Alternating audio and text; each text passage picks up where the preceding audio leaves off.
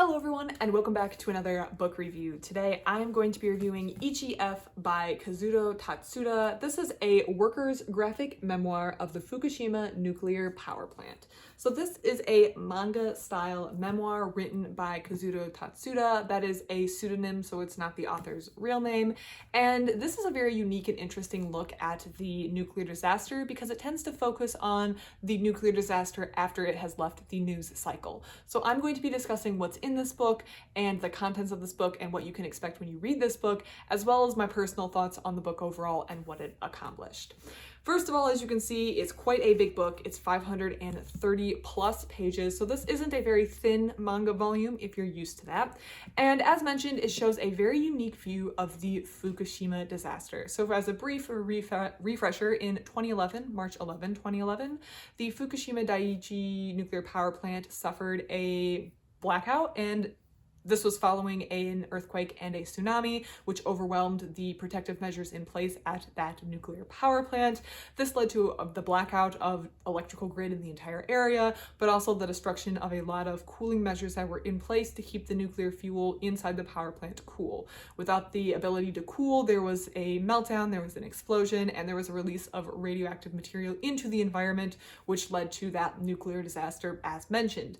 The area has had to have been was evacuated and has had to remain evacuated in certain areas since then due to the area around it.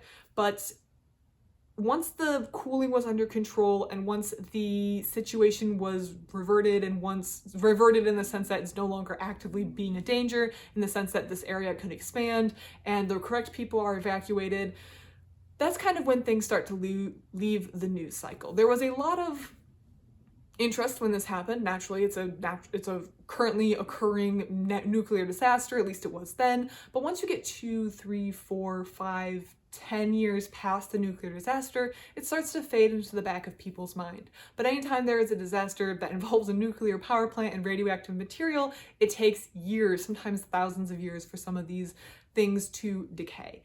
And I'm going to make this comparison a lot, and that's only because there's only a limited number of nuclear disasters in history. Thank goodness. Let's keep it that way. Hopefully we have to write no more books on this.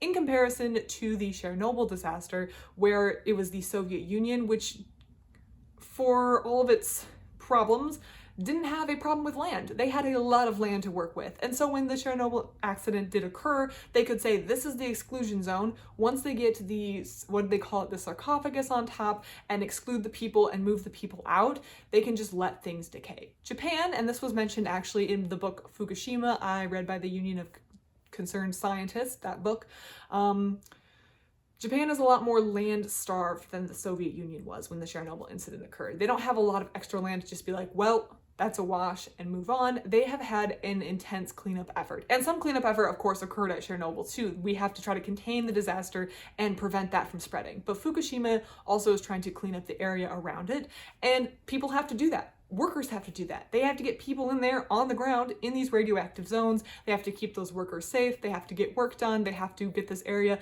as cleaned up as possible and return as much of this land to the a livable state as they can.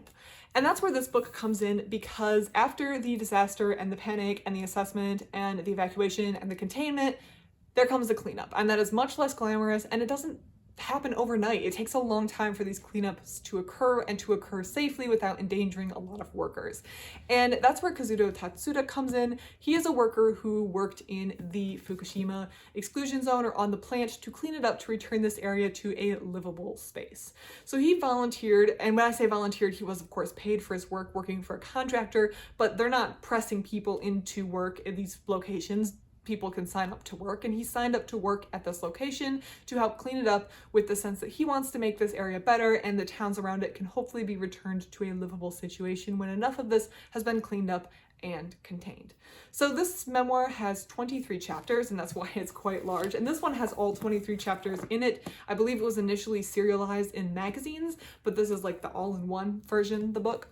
And each chapter shows an aspect of life on the job. So it's not quite literally a how would you say it, chronological line through the memoir.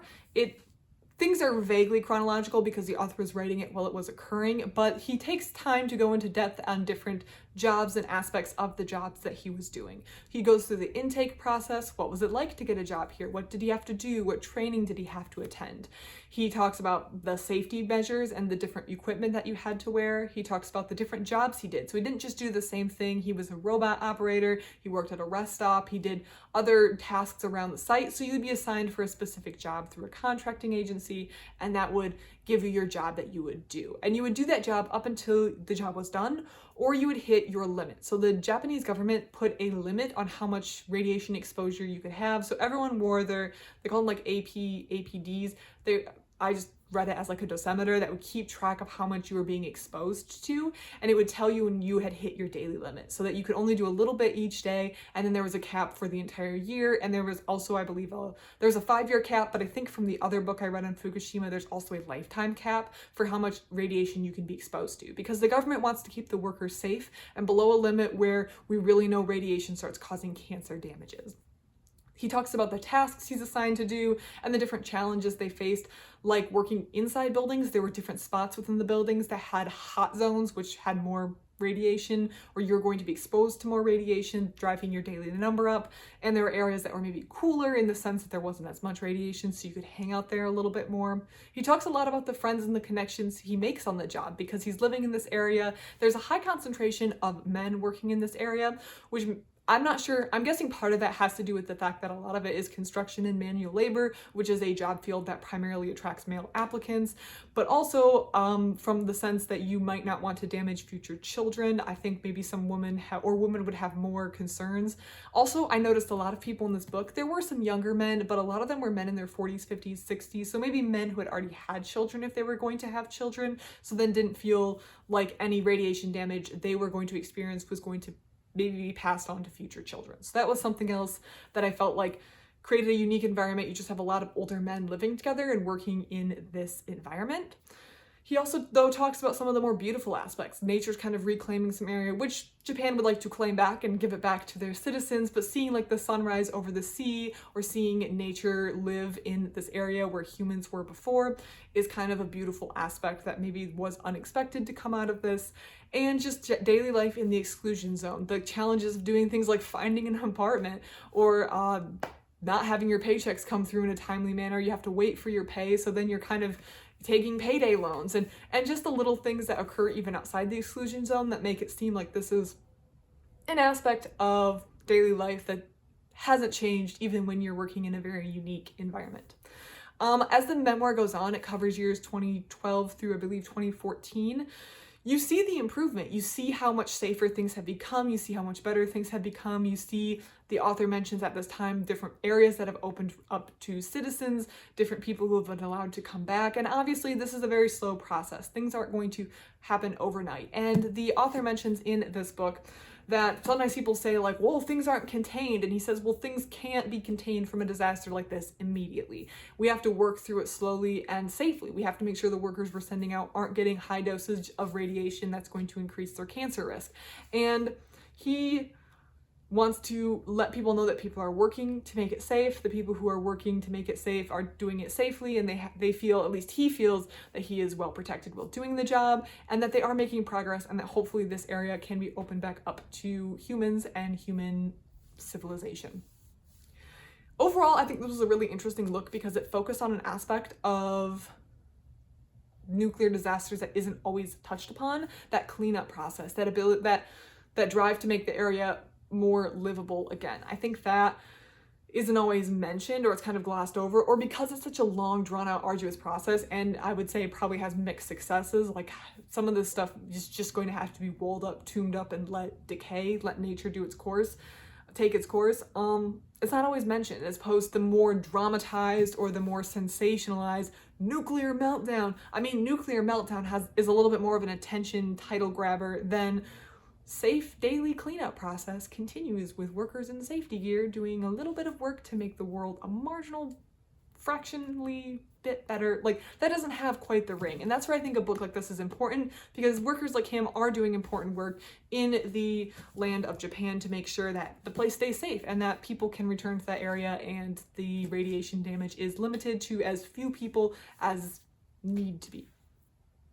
I think Something else that comes through in this book is the author's personal dedication to feel like he's making the world a better place. His work matters in a way that can be hard to feel in a lot of jobs today. When you work an office job, a desk job, maybe you don't always see the tangible impact you have with your work. Where a job like this, I feel like, could have the appeal of satisfaction in that you do a job, you can see the improvement that you are making. And I feel like even though maybe he doesn't directly say that, the sense of being able to see and the measurements that show the improvements from that resulted from the work you did had to be very satisfying for the workers who work there.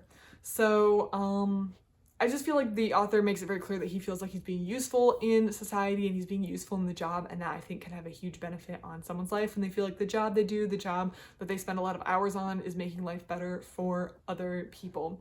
I think this was an enjoyable, and I say enjoyable in as much as enjoyable this can be. Unfortunately, the disaster has happened, and he does touch on this in the book. We can't go back in time and undo the disaster. So now it's what can we do now going forward to make things better? And that's where people like him are coming in and doing some cleanup work and making things better. I think it's a very useful and important book to read, and I think it might be interesting if you have people, maybe a classroom where you want to discuss the after effects of a nuclear disaster. This kind of shows that day-to-day in and out work that it takes to clean up after a disaster like this, and it could be a really good point for conversation amongst your students if you have students or people you want to have a little discussion with. Maybe a book club, maybe something like that. But yeah, I think this was a very, very good read. I really enjoyed it as much, again, as you can enjoy reading about a nuclear disaster, but I think it was very well done, and I'm glad that I picked this one up. If you read this book, have any thoughts on it, please leave it in the comment section down below.